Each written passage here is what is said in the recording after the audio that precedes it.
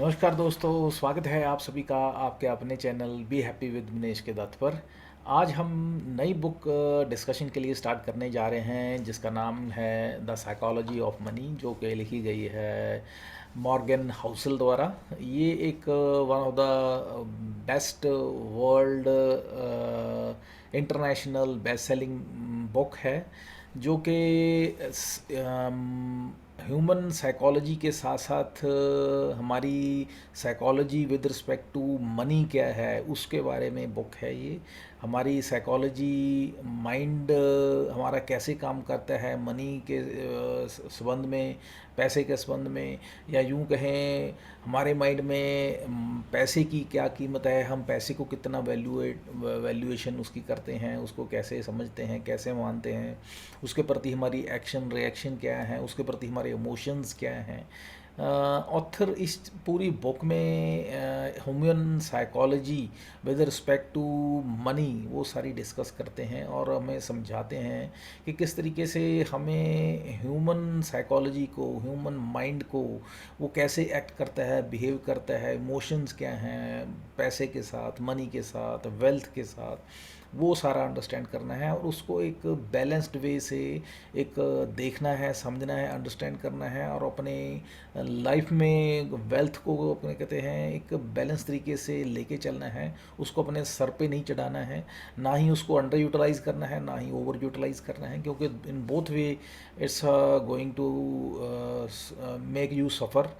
अगर आप बैलेंस तरीके से वेल्थ को यूटिलाइज़ करेंगे, उसको उपयोग करेंगे, तो कहते हैं ये आपके लिए सुखदाई होगा, आप इसका एंजॉय कर पाएंगे। लेकिन अगर आप इसको गलत तरीके से यूज़ करेंगे तो कहते हैं definitely this is going to give you a pain. तो आज हम इस बुक का सिर्फ इंट्रोडक्शन शेयर करेंगे। नेक्स्ट वीडियो ऑनवर्ड जो है हम इसके जो टॉपिक्स जो हैं चैप्टर वाइज दिए गए हैं, ऑथर ने डिस्कस किए हैं, हम बोलेंगे।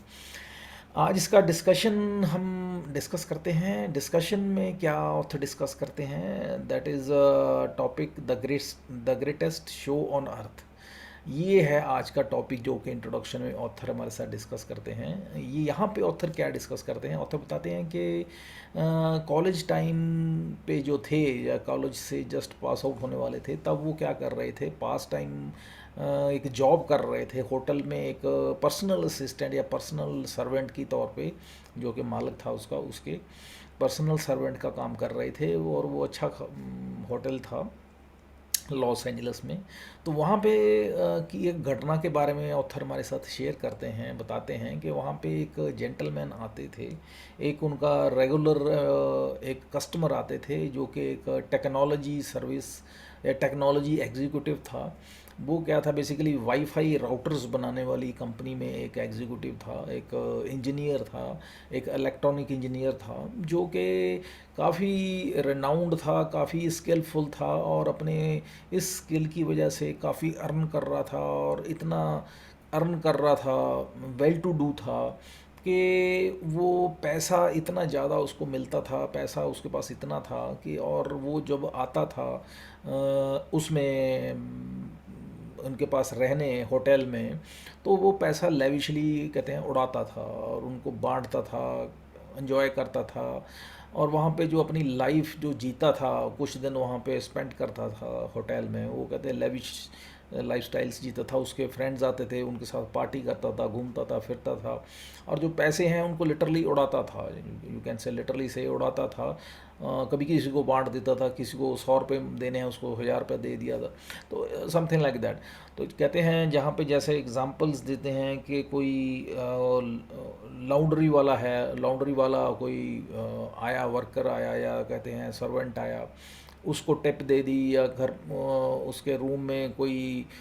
सर्विस प्रोवाइड करने वाला आया सर्वेंट, तो उसको टिप दे दी, बड़ी टिप दे दी, लेविशली उसको सर्व कर दिया, उसको एक तरह से कहते हैं कि नोटों की गत्थी पकड़ा दी। तो इस तरह के जो हैं बिहेव करता था वो, जो कि एक्सेप्शनली एक रॉन्ग थे as per authors point of view, कि वो समझ नहीं पा रहा था कि ये इतना पैसा क्यों उड़ा रहा है, इलॉजिकली उसको लगता था। एक बार कहते हैं कि उससे एक लैंप टूट जाता है एक कमरे का, जो कि और उसको आके काफ़ी उसके साथ नाराज़ होते हैं बैंक जो मैनेजर थे होटल के, कि ये आपका जो जी आपने लैंप तोड़ा है उसकी कीमत $500 थी। तो ये उल्टा उस पर नाराज़ होते हैं और उसके मुंह पे एक $100 की जो बंडल था नोट्स का, को वो ये उसके मुंह पे मारते हैं और उसको बोलते हैं कि आगे से मेरे साथ बदतमीजी मत करना, ये पकड़ो, ये आपका तुम्हारे सो कॉल्ड लैंप की कीमत से कहीं ज़्यादा इसकी कीमत, ये इसमें नोट्स हैं ये उसकी कीमत से। तो कहने का मतलब है ये इस तरीके से बताते हैं कि वो एग्जीक्यूटिव जो था उसके पास कितना पैसा था और वो कैसे लेविशली उसको यूज़ करता था, रादर मिस यूज़ करता था। और लाइफ को कहते हैं एक बार और इंसिडेंस बताते हैं कि वो जो सर्वेंट है अब वहाँ पे होटल का, उसको बोलता है $1,000 $1,000 के नोट्स दे के, गद्दी दे के उनको बोलता है कि आप जाओ गोल्ड के कॉइन्स लेके आओ मार्केट से, और गोल्डन के कॉइन्स लेके वो अपने दोस्तों के साथ समंदर में चला जाता है। समंदर में जाके वो कॉइन्स को कहते हैं फेंकना शुरू करते हैं और उनमें एक कंपटीशन होता है कि देखते हैं कि कौन सबसे ज़्यादा दूर फेंकेगा। जस्ट सॉर्ट ऑफ यहाँ पे ऑथर बताना क्या चाहता है कि इस तरीके से वो बर्बाद कर रहा था पैसे को, और बताना चाहते थे कि इतना वो पैसे को प्रति वो उसकी लीनियंसी थी और लेविशली उसको बर्बाद करता था। He was out of his mind, तो कि उसको पैसे को कैसे यूज़ करना उसको पता ही नहीं था। और इस तरीके से कहते हैं आप ऑथर हमें भी बताते हैं कि आप समझ सकते हैं कि कोई इंसान अगर पैसे को इस तरह से यूज़ करता है, मिस यूज़ करता है, तो उसका अंत क्या होगा। और ऑथर बताते हैं कि कुछ टाइम बाद उसको पता चला कि ही एंड अप विद कि वो बैंकरप्ट हो गया बिल्कुल, कहते हैं एक तरीके से सड़क पे आ गया, उसके हालात ऐसे हो गए, होना ही था।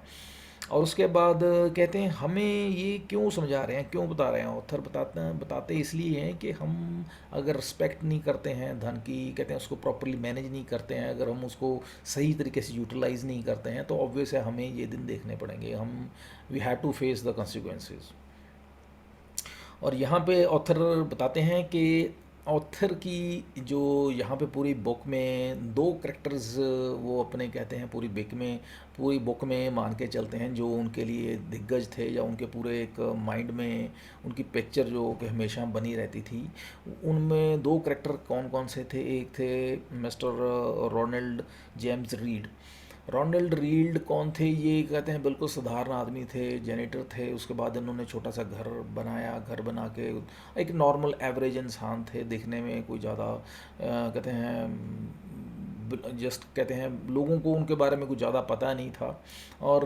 डाउन टू अर्थ थे। लेकिन पता कब चलता है दुनिया में, कहते हैं उनके बारे में, मार्केट में उनके बारे में एक कहते हैं हलचल क्या कब होती है, जब उनकी डेथ होती है और पता चलता है कि $8 मिलियन, जो कि उस समय बहुत बड़ी अमाउंट थी ना 2014 में, वो कहते हैं एक विल छोड़ के जाते हैं $8 मिलियन की, और वो डोनेट करके जाते हैं $6 million to the hospital charity और $2 million to his step kids. जबकि लास्ट दिनों में अपनी लाइफ के वो 90 इयर्स की एज उन्होंने थी उनकी जब उनकी डेथ होती है। 50 इयर्स में उनकी जाके उनकी वाइफ की डेथ होती है, तब उसके बाद वो दोबारा शादी नहीं करते हैं और अपनी लाइफ को इस तरह से जीते हैं। और इसी के दौरान बताते हैं कि वो उन्होंने जो जो सारा इतना $8 मिलियन अगर देखें तो कैसे इकट्ठा किया, वो कोई दिग्गज नहीं थे, धनाढ़ नहीं थे, कोई इतना बड़ा बिजनेस नहीं था, बट नो डाउट कहते हैं उन्होंने पैसा पैसा करके जोड़ा, कंपाउंडिंग से जोड़ा और सेविंग से जोड़ा, और कहते हैं एक तरह से रिस्पेक्टफुली पैसे की कीमत को समझते हुए पाई पाई करके उन्होंने जोड़ा, और अल्टीमेटली ये जोड़ के और उनको जाते वक्त जो है एक तरह से service to humanity point of view से डोनेट किया। और यहाँ पे एक और दूसरा कैरेक्टर जो ऑथर हमेशा डिस्कस करते हैं, बात करते हैं, जो उनके दिमाग में हमेशा रहता है, वो था रिचर्ड फस्कन। रिचर्ड फस्कन के बारे में यहाँ पे ऑथर क्यों डिस्कस करते हैं, ये भी एक तरह से कहते हैं एक धनवान व्यक्ति थे, उनके पास भी बहुत पैसा था, लेकिन इसके जो पहले हमने पर्सनैलिटी डिस्कस की रोनाल्ड रीड की, उसके उलट थे ये इंसान जो थे। रिचर्ड फस्कन ये एक धनाढ़ थे, एक अमीर आदमी थे, इनके बहुत बहुत पैसा था, और बहुत पैसा होने के बावजूद 40-45 साल की उम्र में ये कहते हैं कंपनी के सीईओ थे, इनके पास गाड़ियाँ थी, बंगले थे, सब कुछ था। लेकिन किस्मत ने टर्न लिया, यू टर्न ली कि फिर हालात ऐसे हो गए कि फाइनेंशियल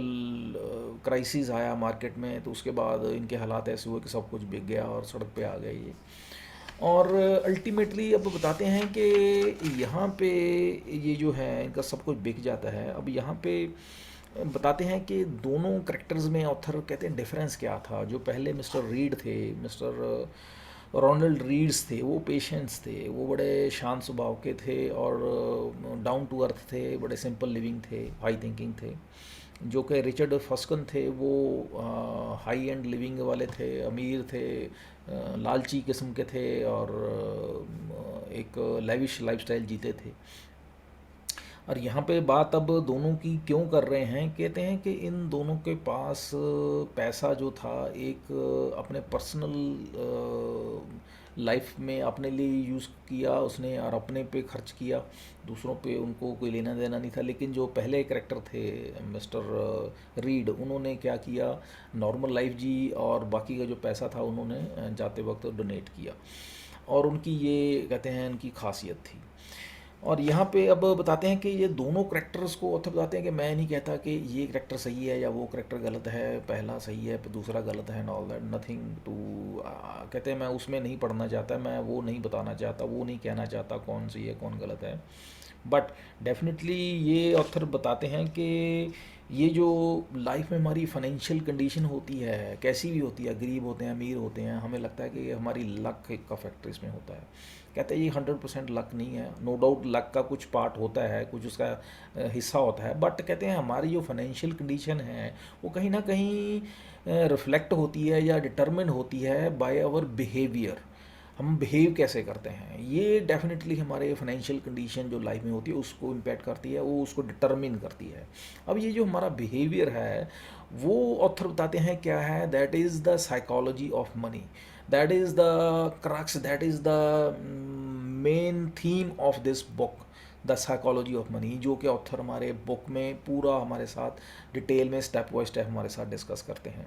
तो ये कहते हैं कि ये जो एक मोशन है, ये जो बिहेवियर है हमारा मनी के प्रति, कैसे हम बिहेव करते हैं लोगों के साथ, तो ये psychology of money definitely moves head and determines our financial wellbeing as well as our overall wellbeing in life. तो ये कहते हैं, लेकिन अनफॉर्चुनेटली कहते हैं हमारी ये जो पार्ट है साइकोलॉजी ऑफ मनी, ये कहते हैं एक ऐसा पोर्शन है हमारी लाइफ का जो कि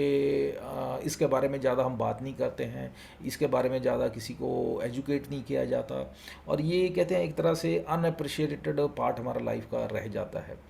तो अब हमें यहाँ पे इस बुक में इस पूरी साइकोलॉजी ऑफ मनी को ऑथर जो है एलैबोरेट करते हैं हमारे साथ, स्टेप बाय स्टेप इसको खोल के डिस्कस करते हैं ताकि हम इसको अंडरस्टैंड कर पाएँ।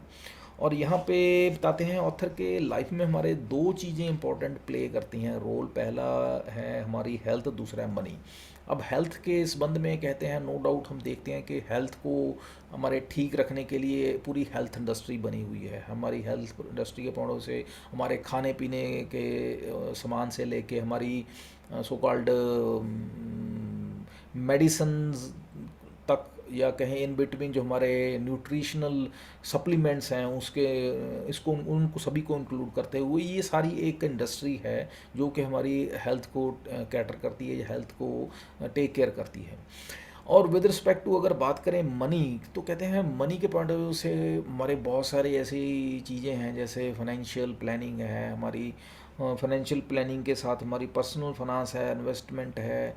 तो ये सारे फैक्टर्स जो हैं, ये बिजनेस प्लानिंग है, ये सारे रोल्स या कहते हैं प्लानिंग्स हैं, ये सारा इसमें आ जाता है। अब हमने ये सब चीज़ें देखी हैं कि हम सारे स्किल्स देख लेते हैं, समझ जाते हैं, सीख लेते हैं, कोई भी प्रोफेशन होता है, लेकिन अपनी बिजनेस की या कहते हैं फाइनेंशियल प्लानिंग कैसे करनी है, क्या करनी है, उसके बारे में कहते हैं हमें बहुत कम नॉलेज होती है, उसके बारे में हम सोचते नहीं हैं, उसके बारे में हम कोई प्रॉपर नॉलेज नहीं लेते, कोई उसके बारे में प्रॉपर एजुकेशन नहीं लेते हैं। तो यहाँ पे ऑथर बताते हैं कि ये हमें नॉलेज होनी चाहिए, क्योंकि अल्टीमेटली जब तक हम ये नॉलेज नहीं रखेंगे या कहते हैं साइकोलॉजी ऑफ मनी हमें नहीं समझेंगे, ये नहीं समझेंगे कि जो पैसा है या मनी है या कहते हैं वेल्थ है, वो कहीं ना कहीं आपके बिहेवियर पे डिपेंड करती है। No doubt it depends little bit on your luck factor, but mainly depends upon your behavior of a person determines the so called his or her wealth condition। तो ये साइकोलॉजी ऑफ मनी ओवरऑल आगे चल के chapters में जितने भी हैं step by step author में समझाते हैं, बताते हैं कि कैसे हम साइकोलॉजी ऑफ मनी को समझें, साइकोलॉजी ऑफ वेल्थ को समझें और उसको समझते हुए अपनी लाइफ को इम्प्रूव करें, एक हेल्दियर हैप्पियर सक्सेसफुल लाइफ हम कैसे जी सकते हैं, ये सारा आगे चल के चैप्टर्स में हमारे साथ ऑथर डिस्कस करते हैं। So this is all about the introduction part, that is greatest show on earth. Next video में हम पहला चैप्टर